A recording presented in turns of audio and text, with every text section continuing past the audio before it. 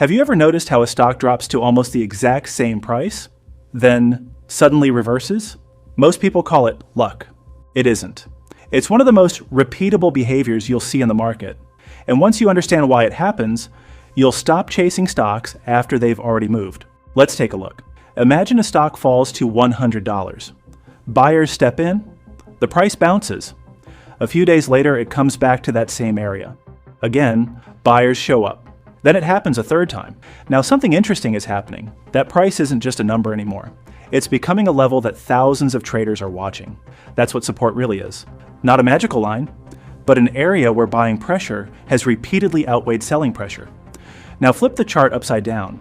A stock rallies into the same price several times, and every single time, sellers push it back down. That's resistance. An area where selling pressure has consistently been stronger than buying pressure. Here's the mistake that catches most beginners. They draw support and resistance after seeing one bounce. Experienced traders usually wait for multiple reactions before trusting a level.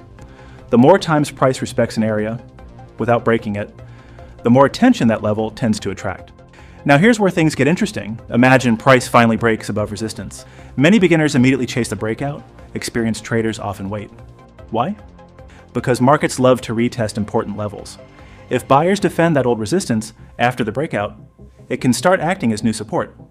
That doesn't guarantee the trade will work, but it gives traders a logical place to measure risk instead of buying emotionally.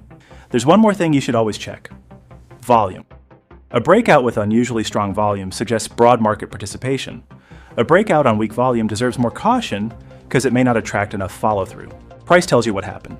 Volume helps explain how much conviction was behind the move. When you combine support, resistance, and volume, you're no longer guessing. You're reading the behavior of the market. The next time you open a chart, don't ask yourself, should I buy? Instead ask, where are buyers and sellers already making their decisions?